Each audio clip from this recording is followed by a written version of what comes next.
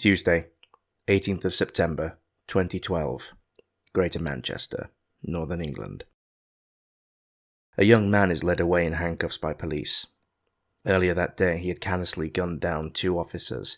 It would become apparent that he was a career criminal with a violent streak that made him one of the most dangerous men in the whole country. But what was his motivation for such an attack? And why had he become such a deeply feared individual? Today, Descent into Darkness explores the twisted mind of Dale Cregan and the events that led to the murder of WPCs Fiona and Nicola Hughes. Early years. Dale Cregan was born on the 6th of June 1983 in Manchester to parents Paul and Anita Marie Cregan. He had an older brother, 2 years his senior, named Dean, and the family would later grow with an addition of the sister sometime later. But the family would be thrown into turmoil when Paul would abandon his family for reasons best known to himself a short time after the birth of their 3rd child. Dale received his secondary education at the Little Moss High School in Droylsden, Greater Manchester, which has since closed. Whilst here, he would take his first steps towards a criminal lifestyle when he began dealing cannabis to his fellow students, most likely in the form of resin, which was popular at the time before the stronger strains of weed became more readily accessible. He also began to develop a fascination for large knives, but would later graduate up to acquiring illegal firearms, shades of things to come for sure. By the time of the day in question, he had amassed a collection of 10 firearms, including a couple of automatic weapons, most likely assault rifles, although there is little information on what exactly he had. Life of crime. By the time he was 22, Cregan had built himself a little cocaine empire that netted him around £20,000 a week of profit, maintaining his cover as a plasterer to keep suspicion at bay. At some point in his adult life, Cregan lost his left eyeball in mysterious circumstances. He claimed that it had happened during a bar brawl he was involved in during a trip to Thailand, but there is no evidence to back this up. He wore a prosthetic eyeball to mask the missing one. At some point, he was able to acquire, along with his collection of illegally held firearms, a small number of hand grenades, originally of Yugoslavian manufacture, that had been smuggled into the country. Cregan would go on to use these weapons to devastating effect. Drug dealers, by the very nature of their lifestyle, are not averse to violence, and Cregan was certainly no exception. A little over 4 months before the day that would go down in infamy, Cregan was already on the run for an entirely different double murder.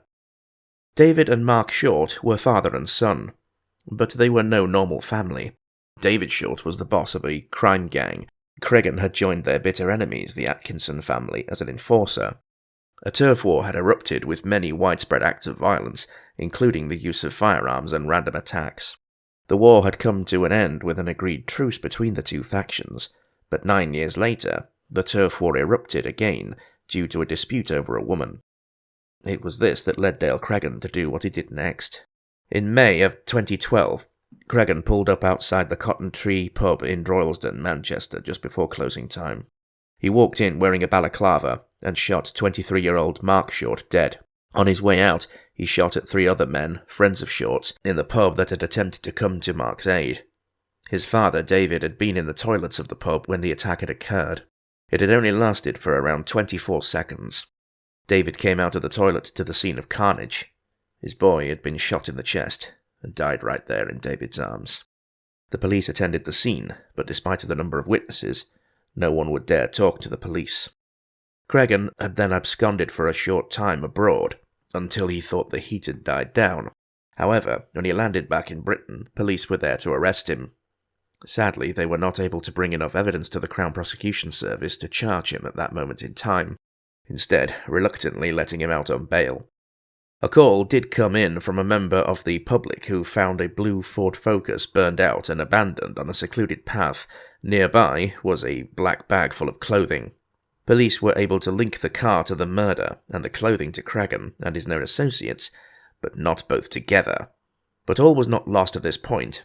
Murder charges were filed against 2 of Cregan's associates, 27-year-old Luke Livesey and 38-year-old Damien Gorman. They were arrested and formally charged with murder and 3 counts of attempted murder.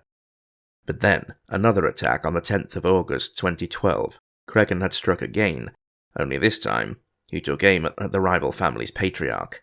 Cregan was caught on CCTV standing with another man, possibly close associate Anthony Wilkinson.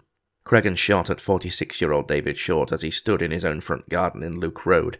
Then Cregan threw a hand grenade at the prostrate dying man, killing him too. Both Cregan and the man he was with ran off like rats.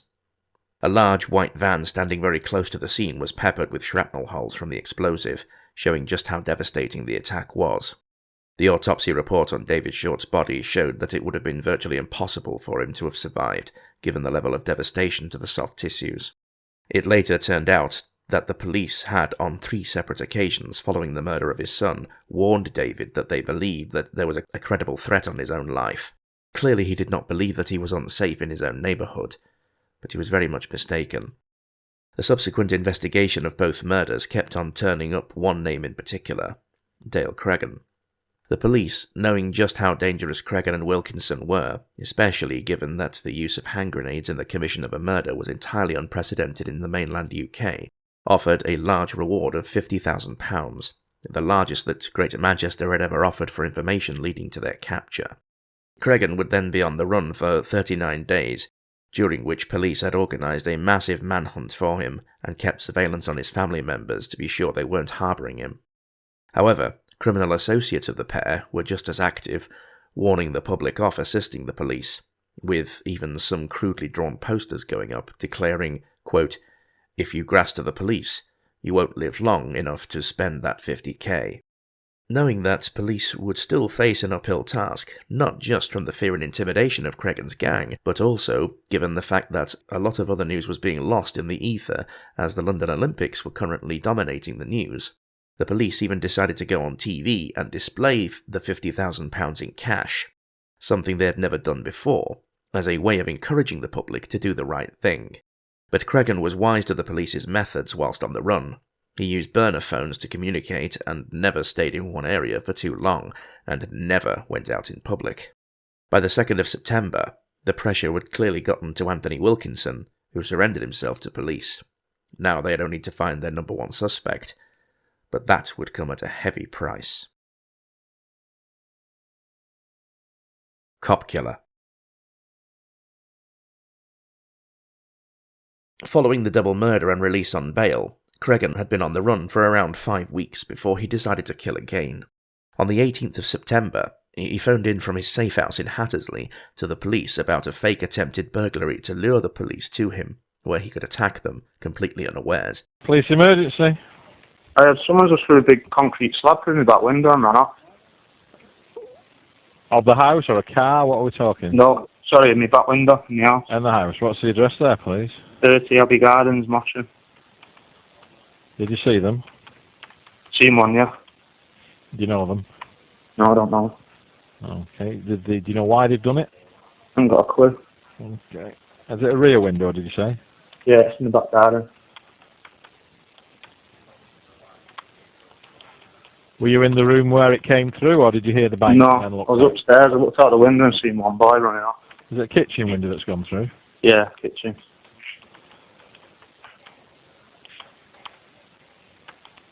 So it's just happened prior to your ringing, has it, yeah?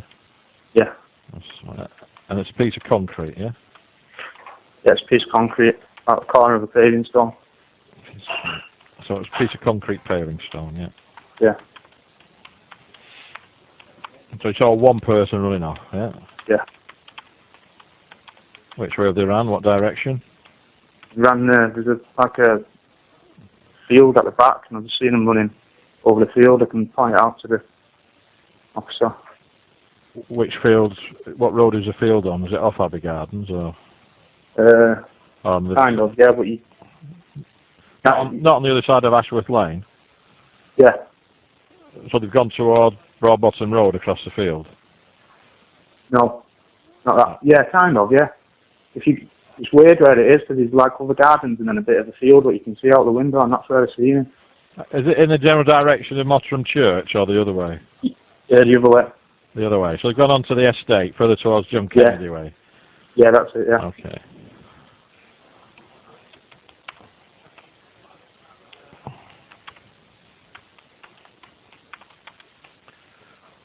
Okay, was he a white male? He had an adult, mate, so I couldn't really tell you, but He was a male though, yeah. yeah, he was a male. You know how old he was? No, but he was about my size, about 5'9". Was he slim, Medium build. Medium. And what was he wearing then? Black coat with a hood up, grey tracksuit bottoms. Black hooded coat. You didn't recognise him, no? No. And you've no idea why it might have happened? Off the top of my head, no. I'm trying to rip my brains now, see if I pissed anyone off, but I don't think so, no. Okay, 07425. Was he carrying anything, this lad, other than obviously the piece of stone that he lobbed? It didn't look like it, mate. No, 39. You didn't see anybody else, no? No.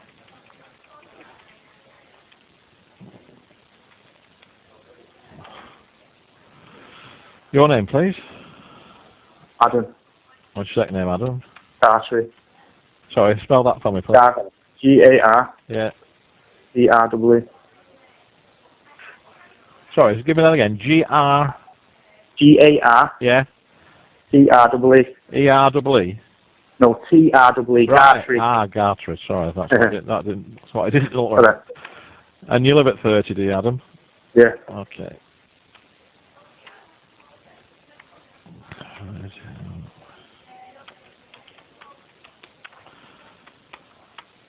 And you think it's an act of damage as opposed to somebody trying to break into the house, do you? Possibly, yeah. That's what I'm thinking, because if you look through the back window, I'm decorating at the minute, so there's no curtains up. If you look through the back window, you can see my plasma, so I'm wondering if they've... So you're thinking, this, where they broke the window, is it near a handle or anything to open another window? Quite a big window, actually, so they would have had no problem getting through. Climbing through, okay. Okay.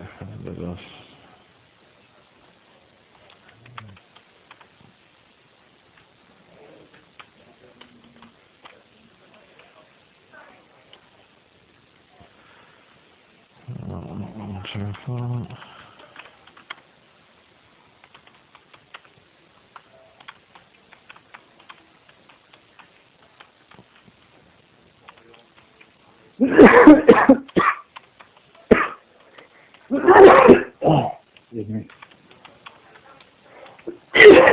Oh. You sound as bad as I do. Yeah. That's it, recording, yeah. I'll link CO3. Right, I'll get an officer up there, have a look round, see if they can see anybody similar, and then they'll come and see you. All right, Adam? How long would it take? Do you know roughly? I know that it's not that serious. But... Well, because it's just happened, it's gone in on the priority, so that's within the hour, certainly.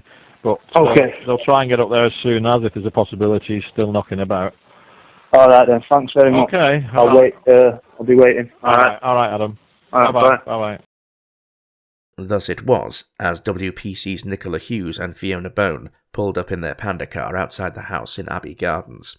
They were totally unprepared for what was about to happen to them as they approached the house they had been called to, expecting to find a concerned homeowner and checking for signs of forced entry. What they got instead was far worse than they could have ever imagined.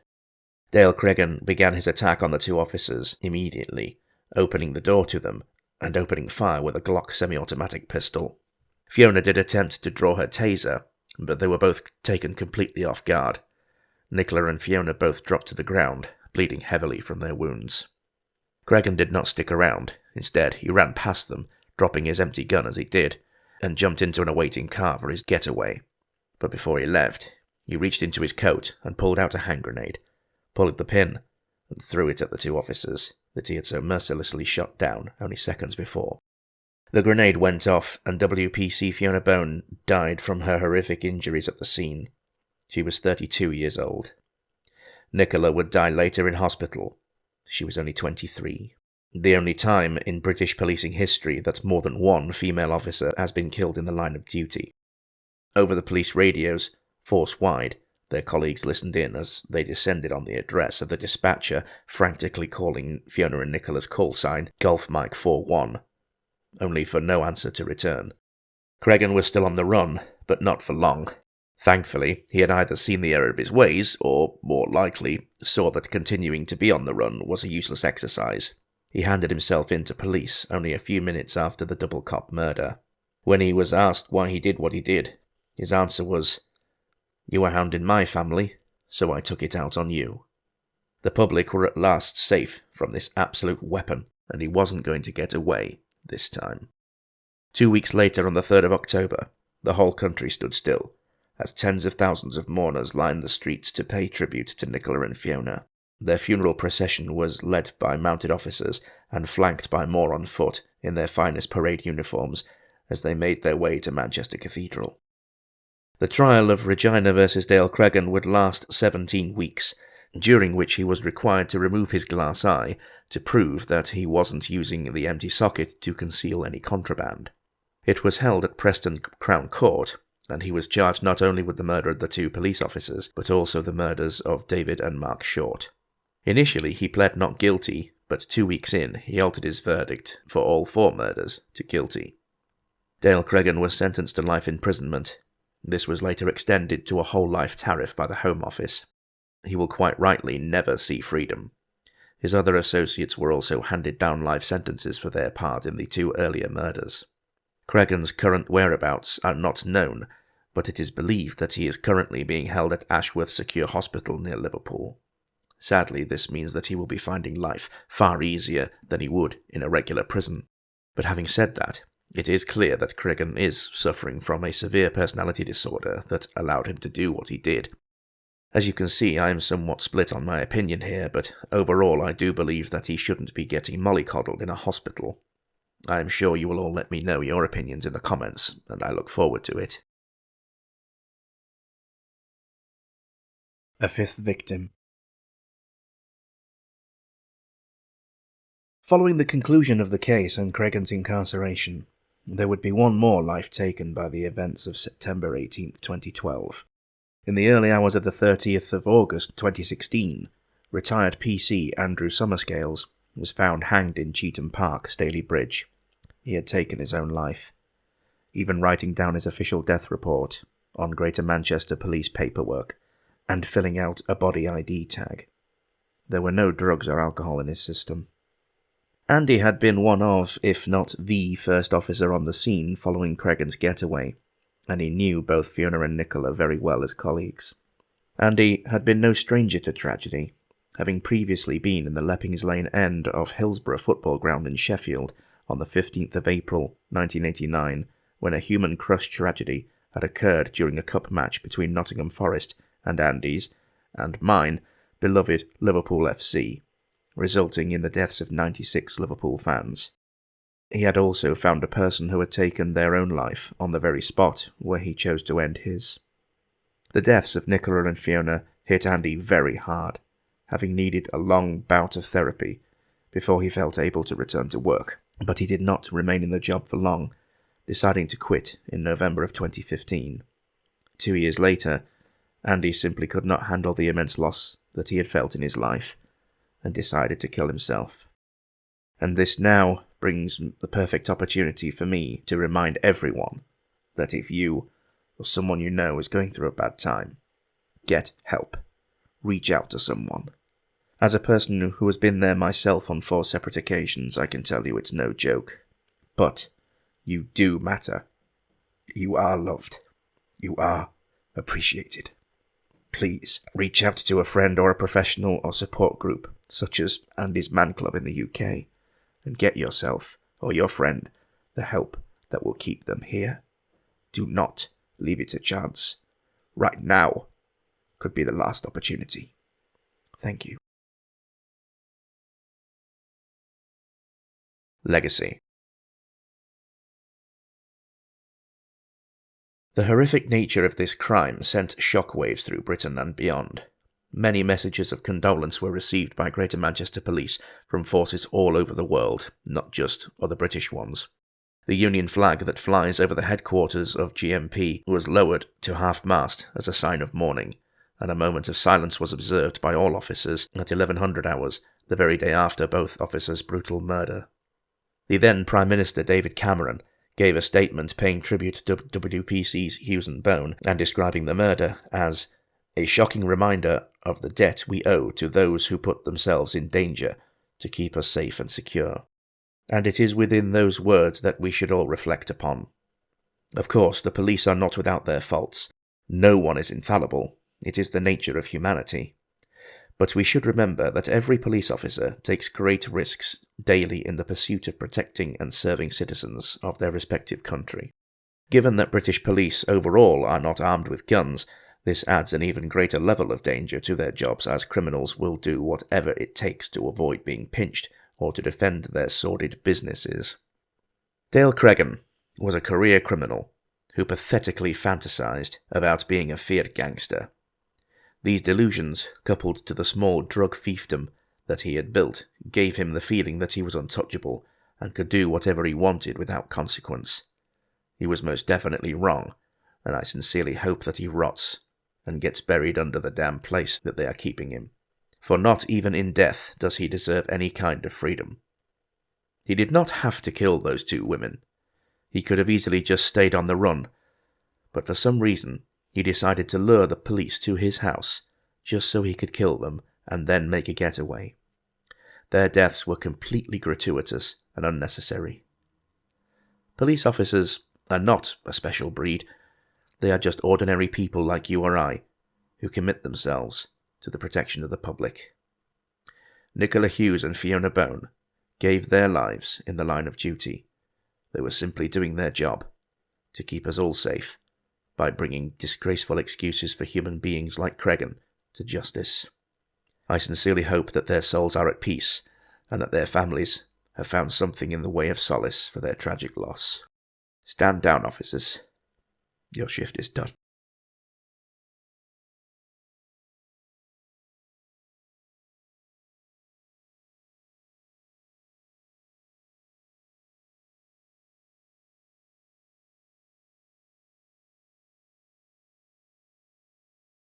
Thank you for watching this video. I do hope you found it informative and interesting. If you did, please consider giving it a like and subscribing to DID for more great historical chronicles of humanity's darkest events. What do you think of Cregan? Let me know in the comments and I will gladly discuss anything you want to raise about it. If you wish to do so, you can support DID on Patreon or become a channel member through YouTube directly, or if you wish to give a one-off donation, you can use the Super Thanks button. Check out my merch store to get yourself some branded swag and rep the best of the best. All these options really help me continue what I do, and all being well, in the very near future, I shall be investing in a new PC setup so that I can improve my videos even more. So far, all of my videos have been done on a laptop, and it's really starting to show its age and limitations now. But a change is as good as a rest, so they say. And if you simply cannot get enough of my silky, sexy voice, head on over to my alternate channel DID Reads to hear even more. And in the meantime, take care of yourselves, and I shall see you on our next descent into darkness.